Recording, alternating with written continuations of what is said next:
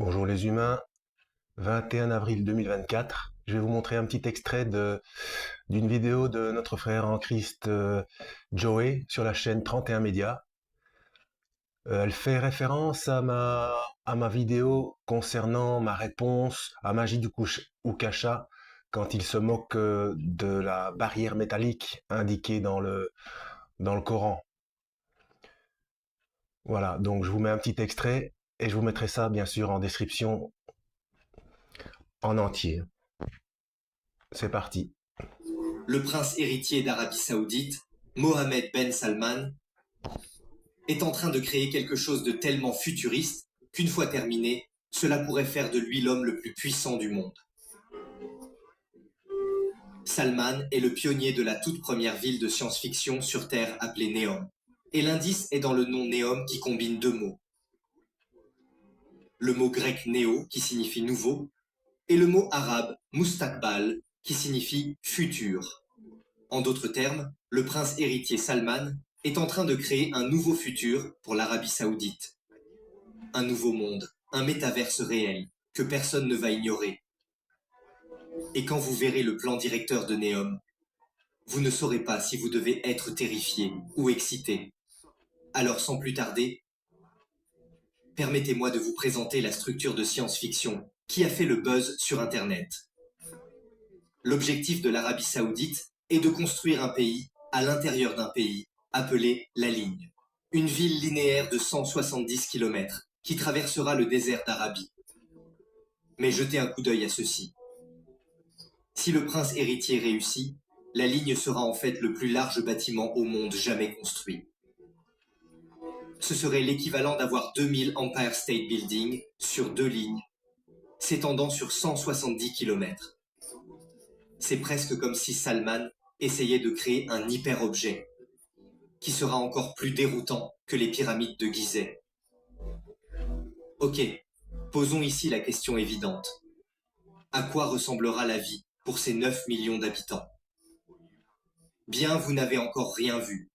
Des documents divulgués révèlent que la ligne aura des serviteurs robotiques. Une lune artificielle, des robots dinosaures artificiels et des taxis volants qui semblent tout droit sortis d'un film du 5e élément. Mais ce qui est de notoriété publique, c'est que Neom va concevoir un portail qui transportera une personne du physique au numérique. Les écoles auront en fait des professeurs holographiques et les voyages seront super efficaces. Tout ce dont une personne pourrait avoir besoin sera dans un délai de 5 minutes de marche. Et si pour une raison quelconque vous voulez quitter, vous pouvez voyager d'un bout à l'autre en 20 minutes, en n'émettant aucune émission de carbone. Dans des circonstances normales, un projet de cette envergure prendrait 80 ans pour être achevé. Par exemple, le barrage des Trois Gorges a pris 17 ans pour être achevé, et c'était avec une équipe de 40 000 travailleurs. Mais l'Arabie Saoudite insiste sur le fait qu'ils achèveront la ligne d'ici 2030. Et si vous pensez que tout cela n'était qu'un coup publicitaire, eh bien regardez ces images de drones. Ce n'est plus de la science-fiction.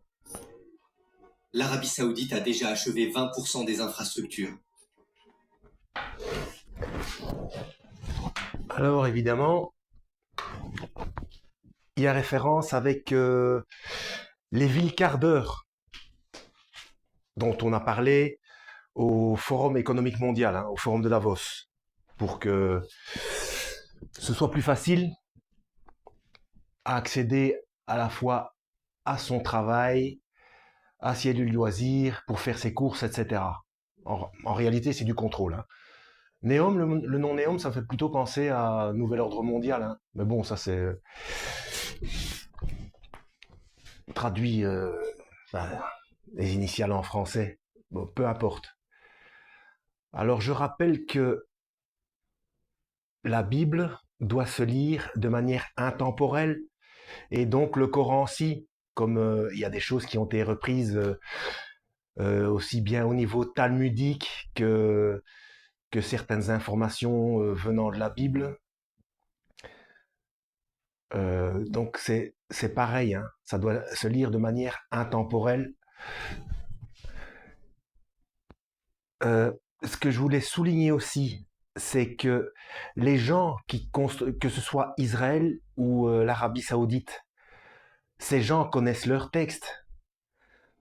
Donc, ils font correspondre les choses à leurs textes, mais ils savent alors comment ça va finir.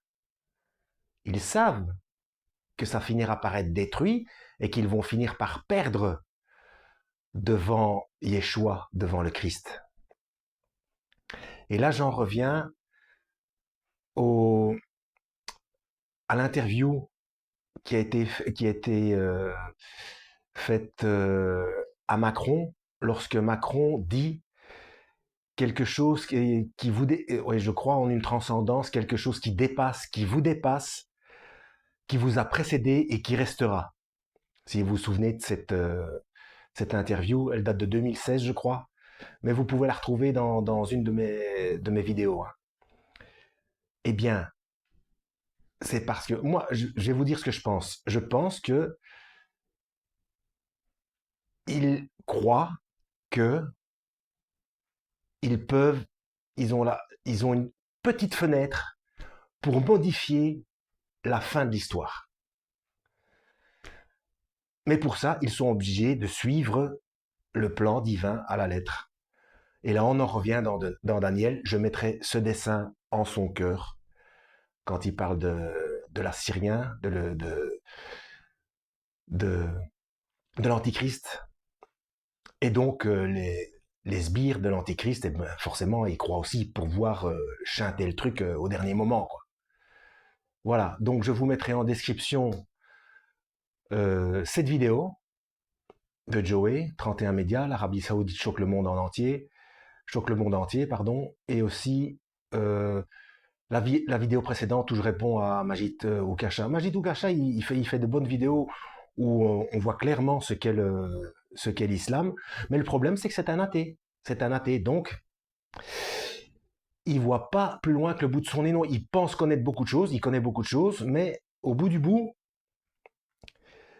si on ne croit pas en l'existence de Dieu et qu'on ne cherche pas plus loin, notamment en astrophysique, physique quantique et physique des particules, et lire la Bible, avec sa simple connaissance, c'est pas suffisant. Hein. Voilà, que Dieu vous guide.